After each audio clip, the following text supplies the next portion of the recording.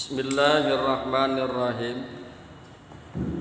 Assalamualaikum warahmatullahi wabarakatuh. Waalaikumsalam warahmatullahi wabarakatuh. Alhamdulillah, pembahasan kita pada pagi hari ini yakni surat Al-An'am ayat yang ke-81,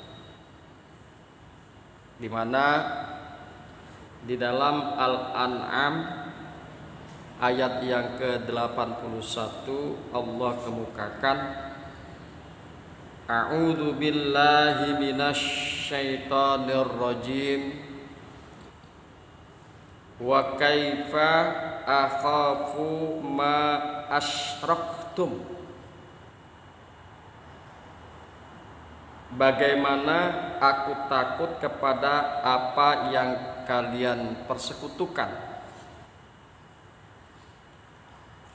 Wala takhafuna annakum asyraktum billahi ma lam yunazzil bihi alaikum sultanan. Padahal kalian tidak takut mempersekutukan Allah dengan sesuatu yang Allah sendiri tidak menurunkan hujjah kepada kalian untuk mempersekutukannya. Bagaimana aku takut kepada apa yang kamu persekutukan, padahal kamu tidak takut mempersekutukan Allah dengan sesuatu yang Allah sendiri tidak menurunkan hujjah kepada kamu untuk mempersekutukannya. Fa ayyul fariqaini ahaqqu bil amni. Maka manakah di antara dua golongan itu? Fa ayyul fariqaini, maka manakah di antara dua golongan itu ahaqqu bil amni, yang lebih berhak mendapat keamanan? Maka manakah di antara dua golongan itu yang lebih berhak mendapat keamanan? In kuntum ta'lamun, jika kalian mengetahui, sampaikanlah kepadaku. Jika kalian mengetahui, sampaikanlah kepadaku. Itu Al-An'am ayat 81. Kemudian ayat yang ke-82, alladzina amanu walam yalbisu imanahum bizulmin.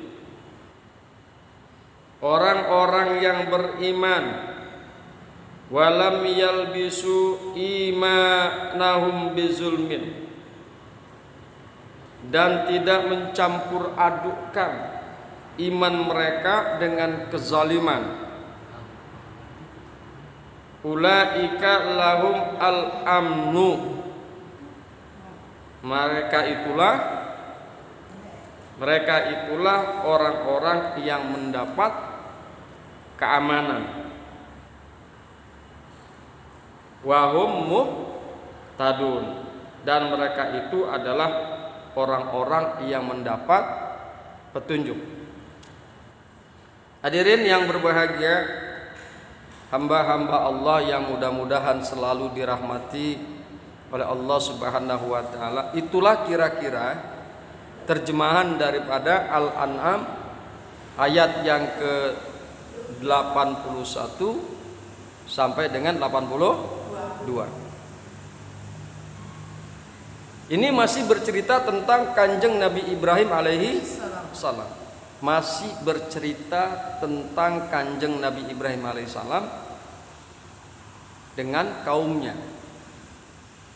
Hadirin yang berbahagia, hamba-hamba Allah yang mudah-mudahan selalu dirahmati oleh Allah Subhanahu wa taala.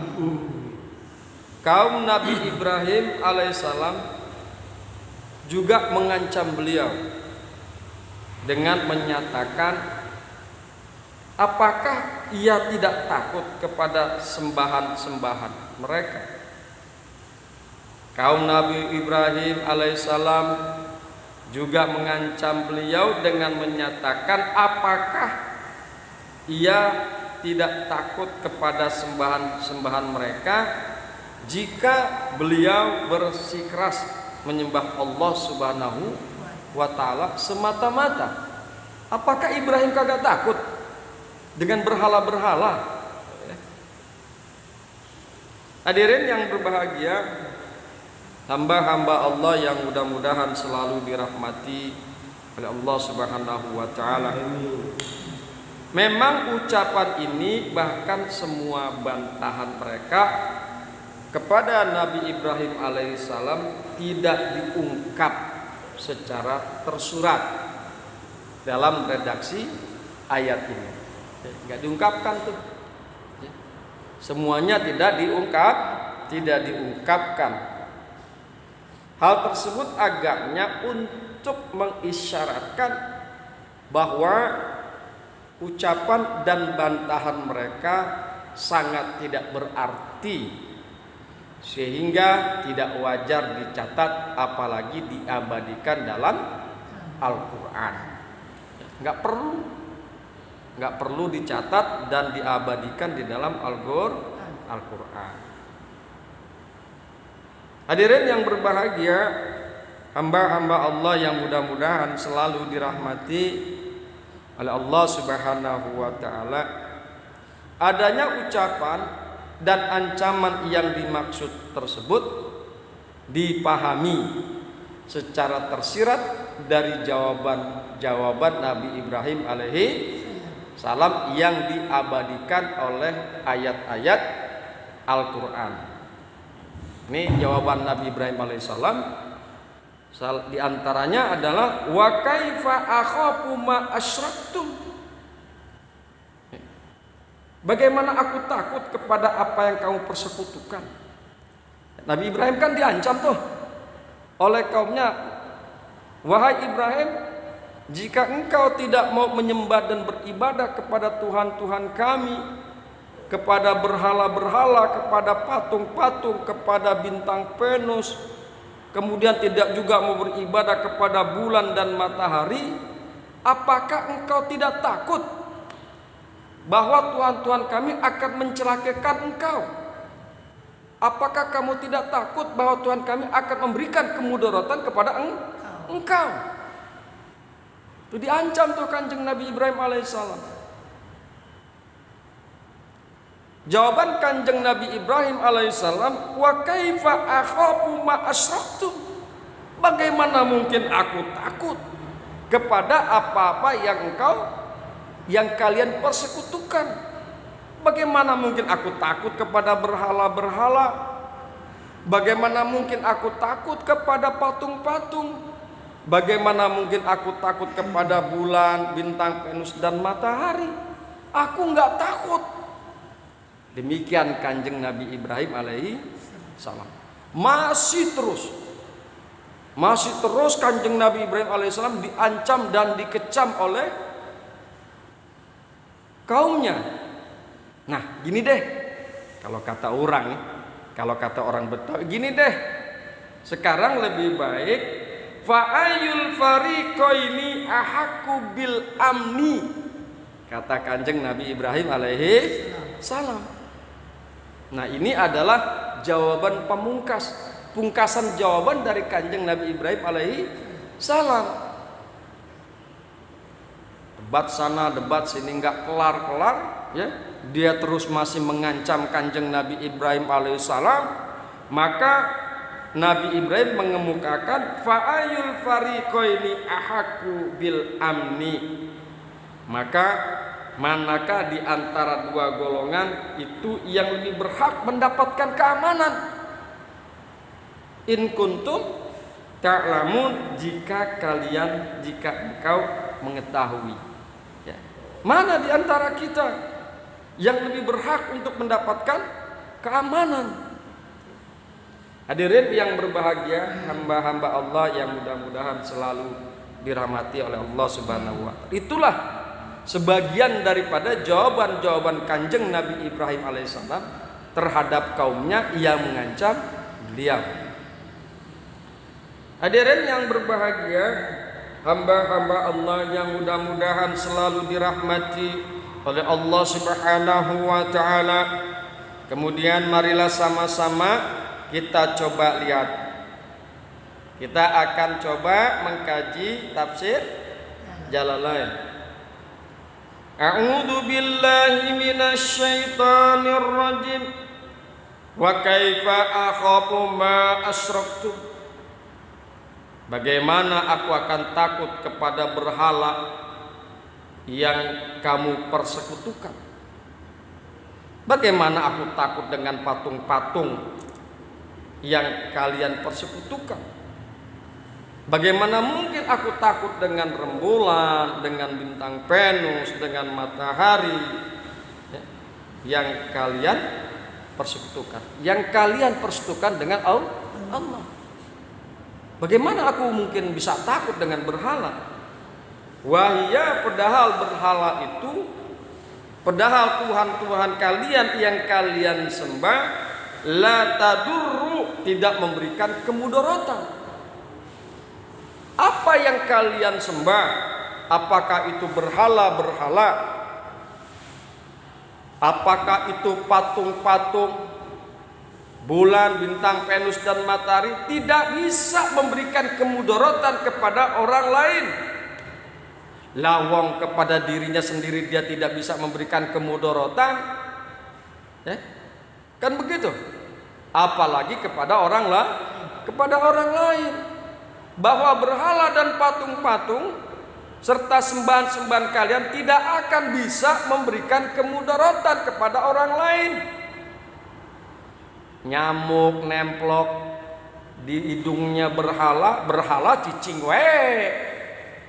diam aja nggak bisa menepis, kan gitu.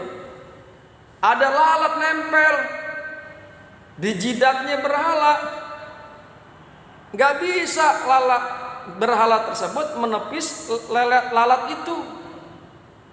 Lalat tidak bisa ditepis oleh berhala, tetap aja menclok di jidatnya.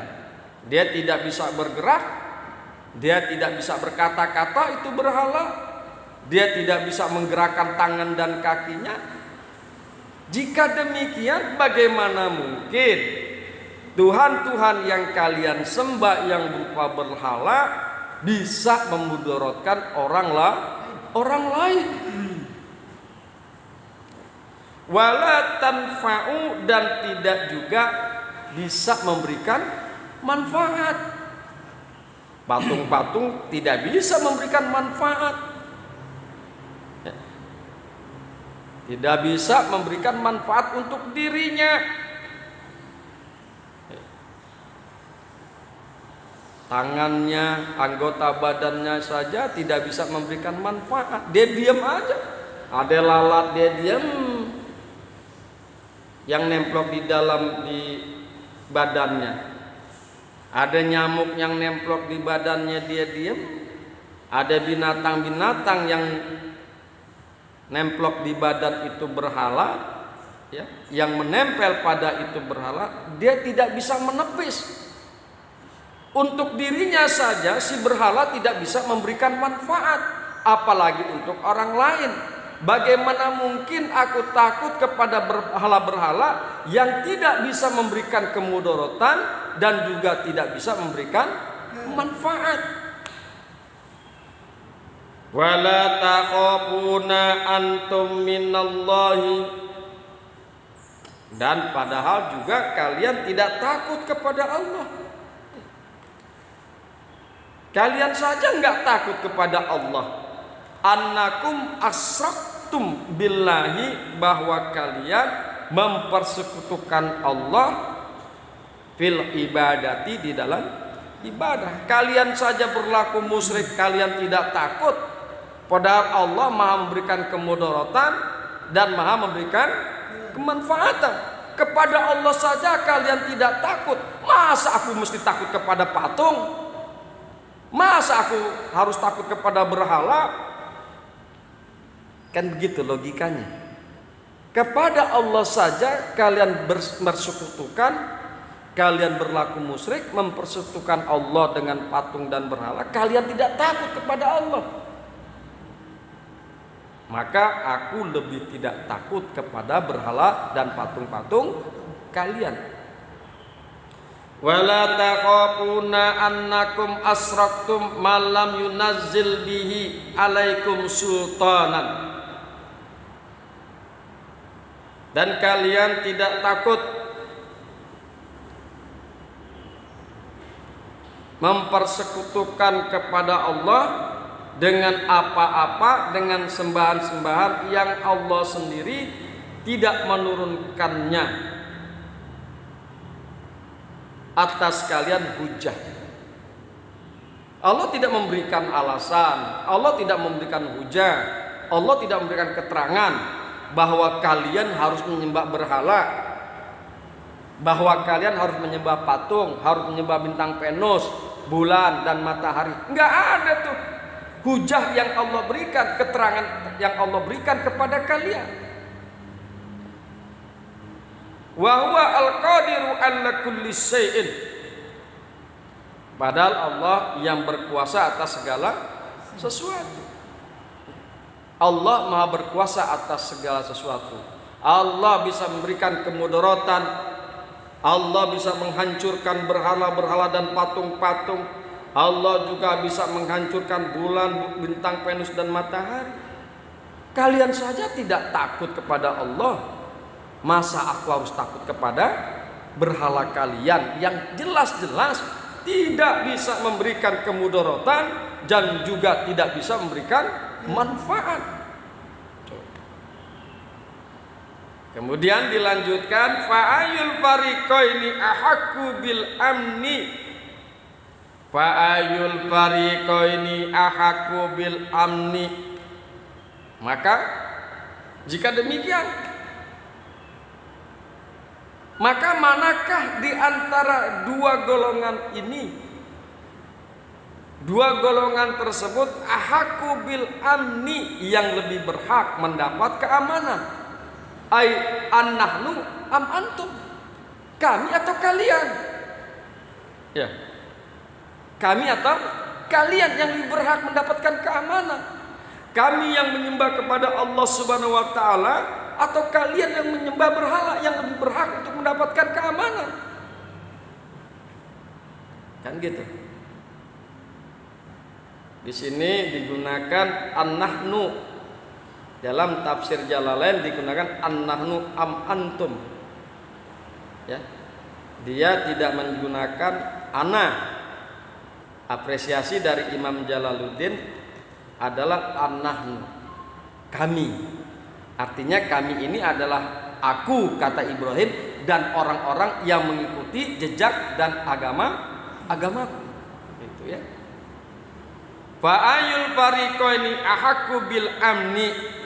Maka jika demikian, ya, maka manakah yang di antara dua golongan ini yang lebih berhak, kami ataukah kalian yang lebih berhak mendapatkan rasa aman? In kuntum ta'lamun, jika kalian benar-benar mengetahui, manil ahaqqu bihi, siapakah yang lebih berhak mendapatkan keamanan?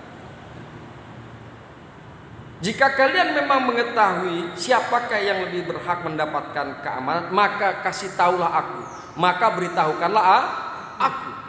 Hai wa huwa nahnu fattabi'uhu. Kemudian ditafsirkan oleh Imam Jalaluddin, yakni wa huwa, yaitu adalah kami, nahnu adalah kami yang lebih berhak mendapatkan rasa aman ketimbang kalian.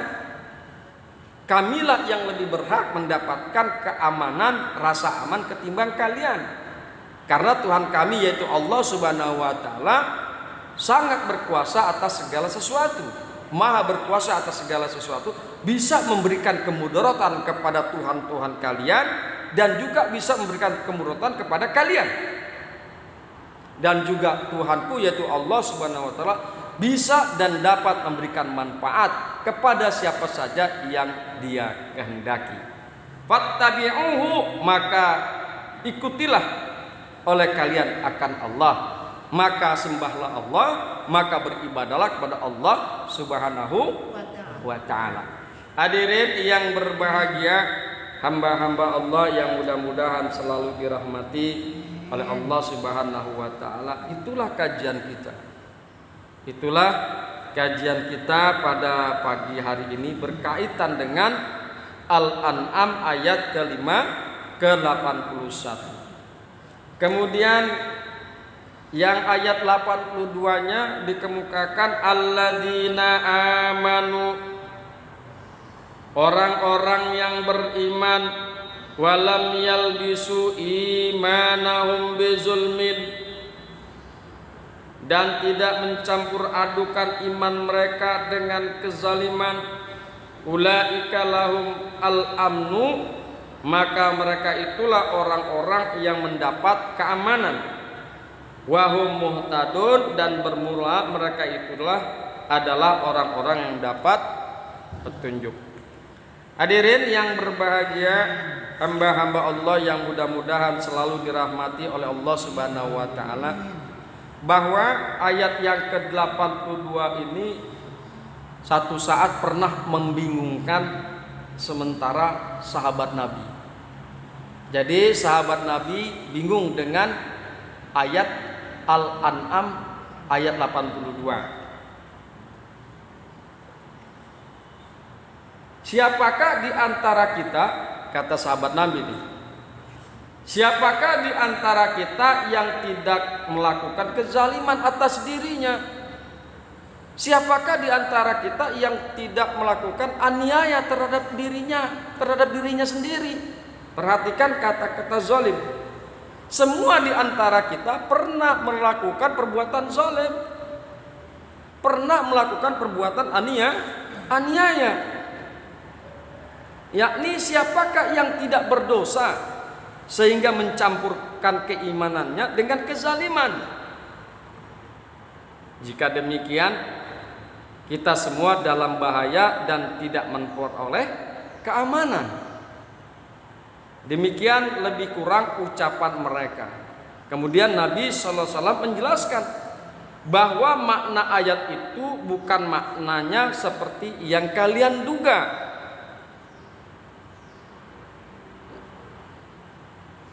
Tidakkah kalian mendengar atau mengetahui apa yang diucapkan oleh hamba Allah yang saleh, yaitu Luqman alaihissalam, bahwa sesungguhnya syirik adalah penganiayaan yang besar. Jadi yang dimaksud dengan kezaliman di sini adalah syirik, kemusyrikan. Makanya Imam Jalaluddin mengemukakan dan juga ulama mengemukakan bahwa yang dimaksud dengan kezaliman tersebut adalah syirik. Alladzina amanu wa lam yalbisu imanahum bizulmin, orang-orang yang beriman dan tidak mencampur adukan keimanan mereka dengan kezaliman, ay syirkin, yang tidak mencampur adukan keimanan mereka dengan kemusyrikan. Kama fusira bizalika, sebagaimana telah ditafsirkan dengan yang demikian itu fi hadis sahihaini, di dalam hadis sahihain, yaitu Imam Bukhari dan Muslim. Jadi yang dimaksud dengan zalim di sini adalah syirik. Bermula orang-orang yang beriman dan tidak mencampur adukan keimanan mereka dengan kezaliman, tidak mencampur adukan keimanan mereka dengan kemusyrikan, dengan syirik. Ulaika lahum al-amnu, bermula mereka itu adalah keamanan bagi mereka. Rasa aman itu menjadi milik mereka, yaitu rasa aman minal azabi, daripada azab. Wahum, dan bermula mereka itu muhtaduna, orang-orang yang mendapatkan petunjuk.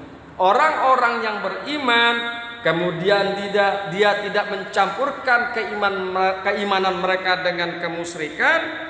Bermula mereka itu adalah orang-orang yang mendapatkan petunjuk dari Allah Subhanahu wa ta'ala. Hadirin yang berbahagia, di penghujung ayat 82 dikemukakan wahum muhtadun. Mereka itu adalah muhtadun, mengandung makna bahwa mereka adalah orang-orang yang mengetahui tujuan yang benar, cara-cara mencapai tujuan itu, serta kemampuan untuk mencapainya. Ini karena kata hidayah adalah petunjuk jalan menuju arah yang benar dan baik.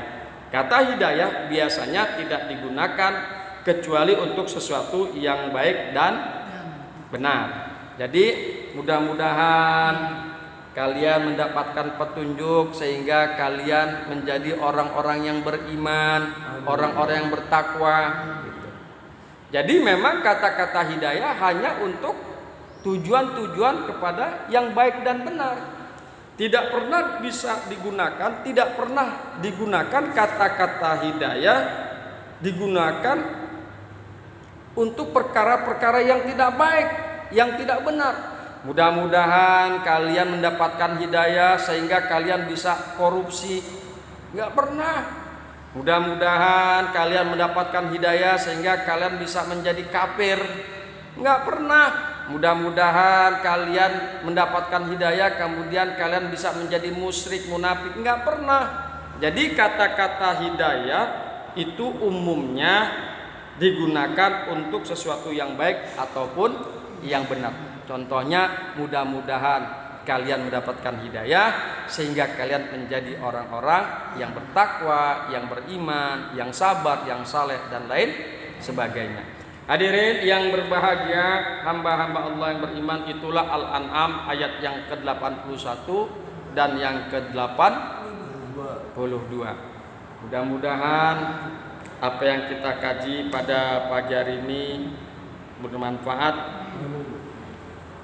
Mudah-mudahan hidayah selalu tertuang kepada kita semua. Amin ya rabbal alamin. Hadanallah wa iyyakum ajmain. Summa assalamu alaikum warahmatullahi wabarakatuh. Waalaikumsalam warahmatullahi wabarakatuh.